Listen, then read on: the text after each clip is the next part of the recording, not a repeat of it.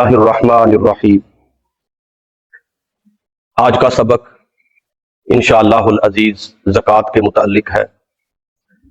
زکوٰۃ کا لغوی اور شرعی معنی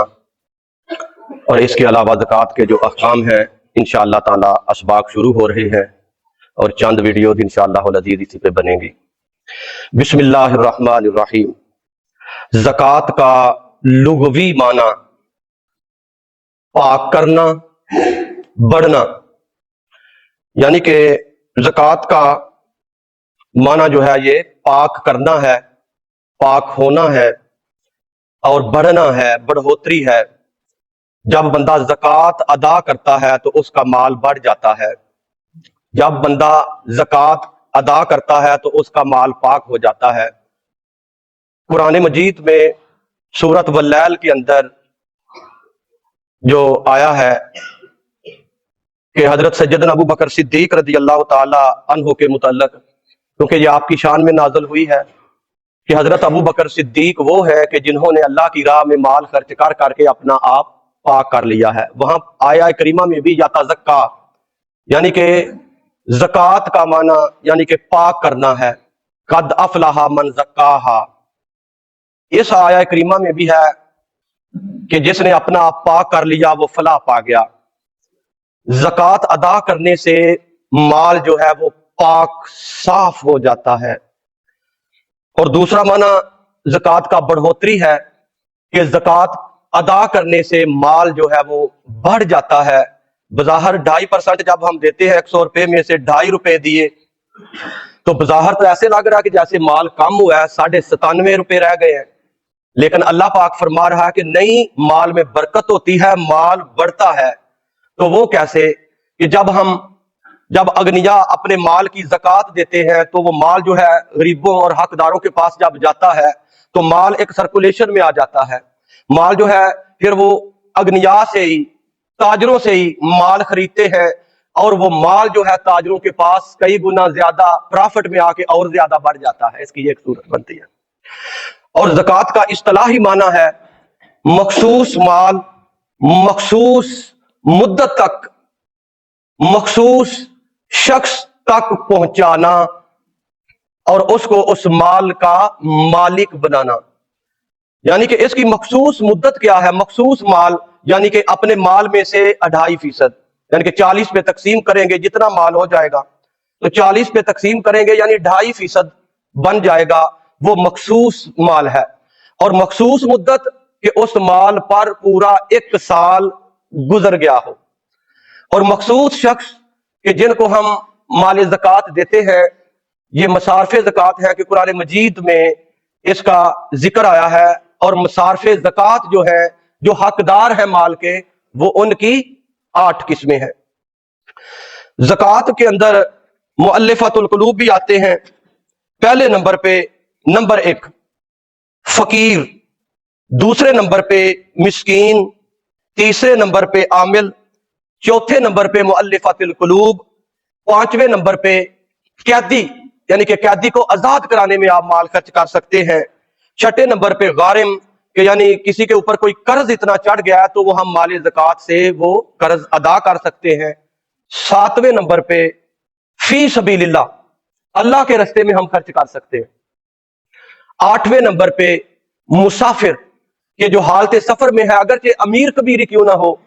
ایسی صورت بھی بن جاتی ہے کہ بندہ کراچی چلا گیا ہے، جیب اس کی کاٹی گئی ہے یا اس کے ساتھ واردات ہو گئی ہے۔ کراچی شہر میں اکثر بڑی وارداتیں ہوتی ہیں، موبائل چھین لیتے ہیں، قیمتی گھڑیاں اتار لیتے ہیں، جیب صاف کر دیتے ہیں۔ اور اگر کوئی بندہ امیر ہی ہو، مسافر ہو اور اس طرح کا اگر اس کے ساتھ سین بن جائے تو وہ بھی مال زکوٰۃ کا تقاضا بھی کر سکتا ہے اور اس کو دیا بھی جا سکتا ہے۔ اور فقیر کی تعریف کیا ہے کہ ہم کس کس فقیر کو مال دے سکتے ہیں، مال زکوٰۃ دے سکتے ہیں، اور کس کس کو مال زکوٰۃ نہیں دے سکتے۔ فقیر کی تعریف کیا ہے کہ جس کے پاس 52.5 تولہ چاندی یا اس کے مطابق مال جو ہے اس کے پاس نہ ہو، یا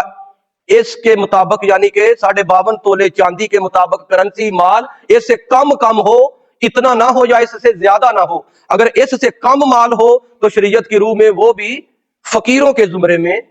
آئے گا، اگرچہ اس کے پاس اپنی ضرورت کے لیے مال ہو، پھر بھی اگر مال ہو हैसियत भी इतनी कि बन जाए, लेकिन वो सवाल का तकाजा नहीं कर सकता। अगर सवाल करे तो फिर नहीं दे सकते। अगर बगैर सवाल के ऐसे शख्स को ज़कात दे दे कि जिसके पास इतना माल नहीं कि 52.5 तोले चांदी के मुताबिक रुपया पैसा बन सके और जरूरियात भी और अखराजात भी उसके ज्यादा हो, तो ऐसे शख्स को हम माले ज़कात दे सकते हैं। और मिस्कीन की क्या तारीफ है कि जिसके पास 2 वक्त का खाना ना हो, यानी कि उसकी हैसियत इतनी हो, ना ही कोई जराए हो, उसके माल आने के जराए भी ना हो, और उसके पास 2 वक्त का खाना ना हो, ऐसे शख्स को भी हम जो है माले ज़कात दे सकते हैं। नंबर 30, तीसरे नंबर पे आया है आमिल, जो ज़कात के माल इकट्ठा करने पर सरकारी सतह पर, क्योंकि दारुस्सलाम में आमिलीन होते हैं, यहाँ इस्लामी हुकूमतें होती हैं, वो आमिलीन ज़कात इकट्ठी करने पे मामूर होते हैं, वो अपनी ड्यूटी पे होते हैं। माले ज़कात आमल जो है वो माले ज़कात से अपनी तनख्वाह भी ले सकता है और अपने जरूरियात जो उसकी है वो पूरी कर सकता है। चौथे नंबर पे आता है मुअल्लिफ़ातिल कुलूब, यानी कि तालीफ़े कल्ब के लिए, दिलों को खुश करने के लिए, दिलों पे मरहम यानी कि जख्मों पे मरहम लगाने के लिए, यानी कि कोई नया नया मुसलमान हुआ है, हम उसकी माले ज़कात से खिदमत कर सकते हैं तालीफ़े कल्ब के लिए। और 5वें नंबर पे रिकाब आया है कि कैदी को छुड़ाने में, किसी कैदी को सजाए मौत हो गई है, हाँ जी, या उसके जो उसने जुर्म किया है, जो वरसा है मकतूल के, या उसके जुर्म के जो लोग हैं जिन्होंने दावा किया उस पे, उनको थोड़ा बहुत माल ज़कात में से दे के हम कैदी को भी छुड़वा सकते हैं, कैदी को आजाद करा सकते हैं। नंबर 6 गारिम मकरूज, यानी कि वो इस हद तक कर्जे तले दब चुका है, अगर हम अपने माले ज़कात में से उस गारिम का, जो शरई तौर पे गारिम है, उसके पास इतनी हैसियत नहीं है, वो मसारफे ज़कात के जुमरे में ही आता है, यानी कि वो गारिम, वो मकरूज के जिसके पास 52.5 तोले चांदी या उसके मुताबिक माले तजारत या जरूरियात जिंदगी के अलावा जो अशिया हैं वो हूं, तो फिर उसको नहीं दे सकते। अगर उसके पास 52.5 तोले चांदी के मुताबिक रुपया पैसा नहीं है, कम है, या उसकी हैसियत नहीं है और वो कर्ज तले दब चुका है, तो माले ज़कात से हम उसका कर्ज जो है वो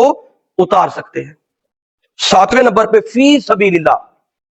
यानी कि अगर आप कोई पुली टूटी हुई है, आप उस पुली को माले ज़कात में से बनवा सकते हैं। अगर मस्जिद के जो खारजे मस्जिद में बैतुल खला की जरूरत है, वहां पे माले ज़कात जो है लग सकता है, लेकिन इमारत के अंदर माले ज़कात नहीं लग सकता। कोई सोलंग है, कोई सड़क है, जो फी सबीलिल्लाह मखलूक के खुदा की खिदमत के लिए हम जो खर्च करते हैं, वो जितने भी इन्फाक फी सबील के जुमरे में आते हैं, हम उनमें अपना माले ज़कात जो है वो खर्च कर सकते हैं। और उलमा ने, फुकहा ने ये फतवा दिया है कि जो मांगने वाले फकीर होते हैं, पेशावर फकीर होते हैं, घरों में जा जाके मांगते हैं कि हमारा हिस्सा भी निकालो, हमें भी दो, अगर आप जानते हैं कि वो साहिब हैसियत है, वो ज़कात लेने के काबिल नहीं है, तो अगर आप उनको माले ज़कात देंगे पेशावर बेकारियों को जिनका कारोबार बन चुका है, तो आप गुनाहगार हैं।